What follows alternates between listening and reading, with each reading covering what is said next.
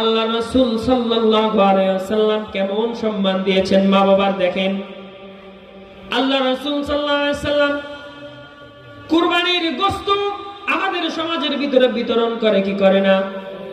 আল্লাহ রাসূল কুরবানির দিন কুরবানির গোশত বিতরণ করবেন। কুরবানির গোশত বিতরণ করার সময় বিশাল মহিলার বহর আল্লাহ রাসূল নিজে তিনি বন্টন করে দিলেন। সুবহানাল্লাহ পড়েন। আল্লাহ রাসূল পারতেন সাহাবীদেরকে দিয়ে বন্টন করাতে, পারতেন কি পারতেন না? কিন্তু আল্লাহ রাসূল সাল্লাল্লাহু আলাইহি ওয়াসাল্লাম নিজে বন্টন করেছেন মহিলাদেরকে। ওই কুরবানির টুকরা গোশত টুকরা তাদের হাতে ধরিয়ে দিচ্ছেন। হাতে ধরাতে ধরাতে এমন একটা পর্যায়ে হঠাৎ করে নবীজি দাঁড়িয়ে গেলেন। একটি বৃদ্ধা মহিলার সামনে দাঁড়িয়ে গেলেন। দাঁড়িয়ে গিয়ে আল্লাহ রাসূল সাল্লাল্লাহু আলাইহি ওয়াসাল্লাম তিনি ওই বৃদ্ধা মহিলার হাতটা ধরে উঠালেন। উঠায় আল্লাহ রাসূল যে চেয়ারে বসেছিলেন ওই চেয়ারের উপর নবীজি নিজের চাদরটা বিছিয়ে দিলেন। চাদরটা বিছিয়ে দিয়ে ওই বৃদ্ধা মহিলাকে আল্লাহ রাসূল নিজের চেয়ারে বসতে দিলেন।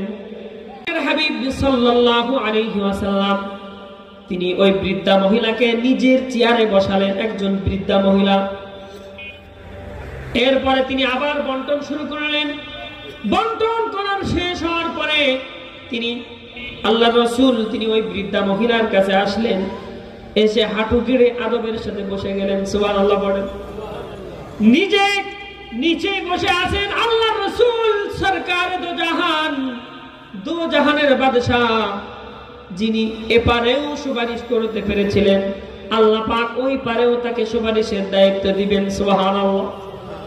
সে নবী নিজে হাঁটু গেড়ে বসে গেলেন আর বৃদ্ধা মহিলাটি চেয়ারের উপরে বসলেন। চেয়ারের উপরে বসার পরে আল্লাহ রাসূল এবং বৃদ্ধা মহিলার সাথে কথোপকথন করলেন, কিছু আলাপচারিতা করলেন। করার পরে সাহাবীদেরকে বললেন, হে সাহাবীরা, এই গোশতের টুকরা তো দিবাই, আরো বাড়তি একটা গোশতের টুকরা এই বৃদ্ধা মহিলার সামনে হাজির করো। সুবহানাল্লাহ। বৃদ্ধা মহিলার সামনে হাজির করা হলো।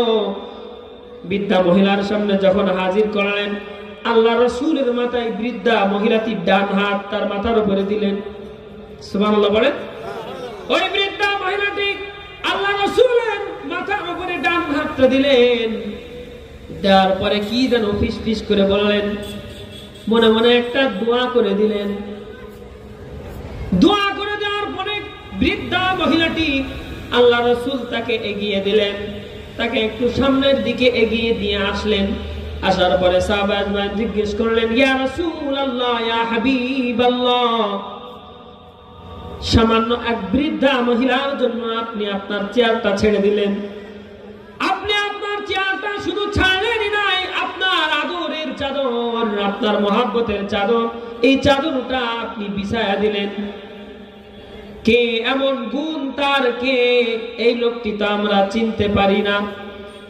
আল্লাহ রাসূল সাল্লাল্লাহু আলাইহি ওয়াসাল্লাম বললেন, হে সাহাবীরা শুনে রাখো, আমি মা আমেনা, আমার আম্মা জান আমেনার দুধ আমি পান করতে পারি নাই। সেই ভাগ্য আমার হয় নাই। জন্মের আগেই আমার বাবা আব্দুল্লাহ দুনিয়ার জমিন থেকে বিদায় নিয়ে কবরে চলে গেছে। আমি বাবার আদর থেকে বঞ্চিত হয়েছি। আমি মায়ের আদর তো তেমন বেশি পাই নাই। আমি মায়ের আদর তেমন পাই নাই, কিন্তু যেই মায়ের দুধ পান করে আমি বড় হয়েছি, হয়তো তোমরা চিনতে পারো না এই মহিলাটাকে। বৃদ্ধ হয়ে গেছে, বয়স হয়ে গেছে, যার কারণে তোমরা চিনতে পারো নাই। কিন্তু এটা কে জানো? সাহাবা বললেন, ইয়া রাসূলুল্লাহ, আপনি বলে দিন। আল্লাহ রাসূল বলেন, এটা আর কেউ নয়, এটা আখির জামানার পয়গম্বর মুহাম্মদুর রাসূলুল্লাহ সাল্লাল্লাহু আলাইহি ওয়াসাল্লামের দুধমা হালিমাতুস সাদিয়া। সুবহানাল্লাহ।